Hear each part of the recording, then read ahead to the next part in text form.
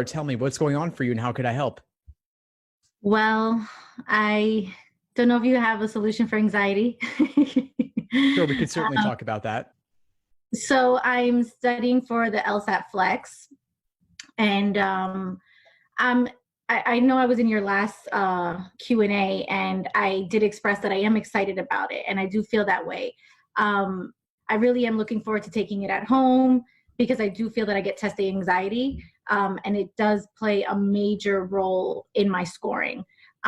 So I am happy about that, but I also am now I'm just a little bit nervous because I know that the questions count more because there's less. So I find myself kind of just staying at the same scoring and kind of not jumping over that hurdle just to get a couple points higher. So full disclosure, I'm scoring now like a 151, 152. My initial goal was like a 155, 157. I'm still going to take it, even though I haven't reached that score yet, because I still feel that I can get into the schools of my choice and receive some scholarship money.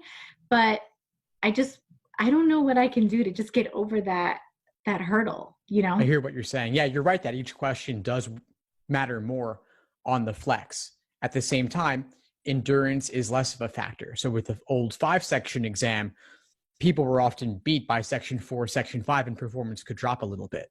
So that's not going to be a concern for you with the flex with only 3 sections. But as you said, every question matters more. So one thing you could do, and we'll talk tactical and then also more general anxiety, what you could do, but tactical, I would say warm up. Before you actually start the LSAT Flex that counts, maybe do a couple of questions right before you load up the LSAT Flex program on ProctorU. So a game, a passage, a few logical reasoning questions, just so that the first questions you're doing on test day aren't the ones that matter. Got it. That's a great idea. Because I do find myself needing the first couple questions sometimes to just get into the groove a little bit, Yeah, exactly. So do those on your own before you hit start. Okay. Another thing is to remember that while the LSAT as a whole is incredibly important, no one particular test day will make or break you.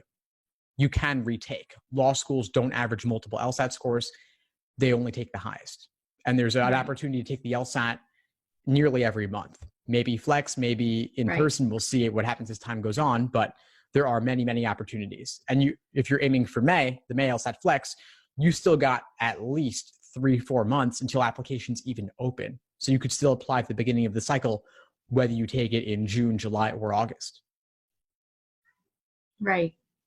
Okay. I guess I also wanted to talk about reading comprehension. That is that's the section that I struggle with the most. So I find myself really good at games. I usually score 18 out of 23 on that section. And I'm pretty good in logical reasoning, but every section of reading comp, I struggle. And I've had my good days where I'll get like 17 right. But then it's always averaging back down to 13 or 14. And I'm trying to get that number up. And I did a practice exam yesterday, and I saw something you posted online to go to the global questions first. That made a difference in one passage, I will say. It was so much easier to flow through instead of stopping, checking one section, and then going back to a global question. So I did like that, but I think my issue is just kind of, I guess, remembering everything I read, if that makes sense. I find myself trying to read faster. And again, I've gotten better, but I don't know what I can do to take it to the next level. Yeah, sure. Well, I'm glad the technique with the question approach order helped, because that is a big one. Another thing I would talk about is note-taking. What are you doing in terms of note-taking, if at all? Well, I write down each paragraph, like 1, 2, 3, and 4, and then I try to write a little note just so I remember, like if paragraph 2 was explaining what the topic is, paragraph 3 was an example of what they're talking about in paragraph 2, kind of like little notes like that, but nothing crazy because I don't want to take too much time writing stuff down. Good. Yeah, that feels right to me. Minimal is the best approach on that. You said trying to remember everything? Yeah. Yeah. In a matter of like 3-4 minutes. Yeah. Are you taking 3-4 minutes on the initial read? Yeah, just about. Sometimes maybe 5 because I'll go back. Okay. Yeah. I would say maybe try reducing that a little bit. Because if you're taking 4 or 5 minutes, that's giving you significantly less than 1 minute per question. Right. So maybe cap it at 3, maybe 3.5 on a tough one. and then trust that you'll be able to go back to the passage for the details when you need them. Okay. And then I saw that someone had posted under one of your Instagram posts that I didn't even know this, but that you can do Control F and look at, like, find whatever it is that they're talking about in a question. Are we allowed to do that on test day? That's a great question. I saw that comment as well, and I've reached out to ProctorU, and I'm waiting to hear back from them about that, as well as your question on the laptop tablet, Oh, 2-in-1. Of course, I'm waiting to hear from them on that. I've got an open dialogue with them as I'm trying to figure out all these details, because I get so many questions from students also, and they've never administered an LSAT Flex before, so their Q&As don't really cover all the details. Right.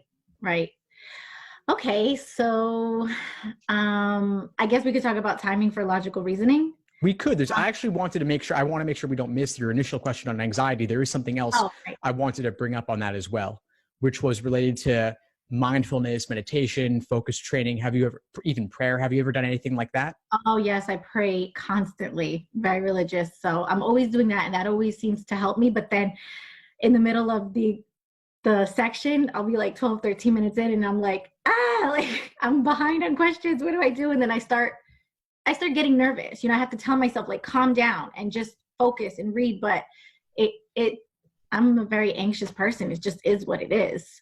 Yeah, I hear what you're saying. You've got, at least with LSAT Flex, you've got about a month remaining at this point in time, as we speak in mid to late April. And I would be thinking about the benefits that you gain from prayer and mindfulness and contemplation in terms of mental clarity and calming the mind. See what you can do to bring that into your, as much of a daily routine as possible, even just a few minutes, and maybe put an LSAT spin on it a little bit as well. So just in terms of focusing on the task at hand in the moment, rather if your mind is wandering, the process of bringing it back to whatever your focus or your intention is. Yeah, someone also told me that I should consider drinking tea before the exam. I'm actually a tea drinker anyway.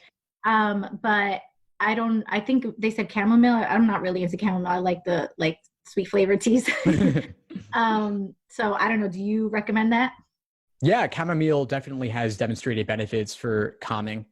And so I would try that out, but don't drink a tea you don't like. I think just in general, a hot beverage, assuming it's not insanely caffeinated, could be a good way to calm yourself down. Yeah, I don't even drink caffeine like at all. Like all my teas are decaffeinated. People ask how I operate in the morning. I'm like, I don't know. I think I'm high off of life because I'll drink like a hot chocolate or a tea. Nice. No coffee, no soda, nothing like that. So I think, I guess the best thing to do would be then during my practice exams, take tea before.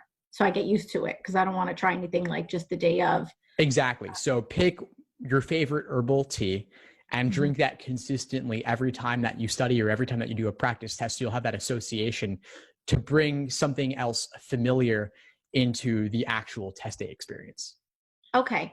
And I remember I mentioned to you that I did take your 3-month study course, which I loved, because I am the type of person that I like syllabus, I like accountability. I need to know what I have planned for that day, or it's very easy for my day to just go by and I'm like, what happened? So I guess I kind of have 2 questions on this topic. I wanted to talk about what you think of my map out for my study schedule now throughout the week, and if I should invest in one of your monthly study plans because we have about 4 weeks till the exam. I don't know if I should do that because LSAT Flex is a little different, or if I should just tell you what I have planned and maybe you can help me on that, whatever you think is best. Yeah, sure. Share whatever you like and we can talk about the course too. Okay. So Tuesdays and Thursdays I work from home. I just work 2 days a week. So those days I don't usually study those days because at that point, by the end of the day, I'm drained anyway, and I know my body, and it's just like not a good combination. So that gives me Monday, Thursday, Friday, Saturday, Sunday. So what I started doing was taking Thursdays and Sundays for practice exams. So that gives me Friday for review and additional prep, Saturday for prep, Sunday for exam, Monday for review, some prep, work Tuesday, Wednesday, and the cycle continues. Awesome. I love it. And I love the details of what you've done, but I also love the fact that there simply is that level of detail. To some extent, the specifics don't even matter that much, whether you do a practice test on Friday or Tuesday or Wednesday or whatever. But the idea that there's a mix of taking exams and reviewing them, some days are heavier, some days are lighter. All of that sounds great to me. Okay, awesome. And then the days that I do prep, I saw someone posted on your page on Facebook that they're taking 3 hours a day, 1 hour for reading comp, 1 hour for logic games, and 1 hour for logical reasoning. I still find myself, because I finished your study guide, I don't know if that's the right approach. Like, again, I like structure. I like to know what I should be doing. So I don't know if you think that's a good approach. Well, I think the approach that you laid out already earlier Mm-hmm. works better for you, most likely, in fact, because you've already worked through my general study plans. You've already got the foundation, and you're now at that later stage of the study plan where it's more about doing timed exams and reviewing them. Okay. So then I think that a good approach for me is doing like the layout that I told you, but like the days that I don't have a practice exam, maybe do a couple of time sections. So I can obviously stay in the groove of how the test goes, and don't get like too off track, and, you know, stay on track with timing. Yeah, and I think that's actually easier for you now as well with the LSAT Flex because the timed exams are not as long. You're not doing 5 sections, you're doing 3. I Thank don't God. typically like, yeah, exactly. It's much more pleasant experience for most people, I would Yes. think. So if you're doing a timed exam Tuesday and then with 3 sections, then you're reviewing it on Wednesday and doing a single section also, that's fine. I don't think that you necessarily need to do a timed section every day, but if you have the time in your schedule and you're not going to burn out as a result of it, I'm perfectly fine with that. Okay.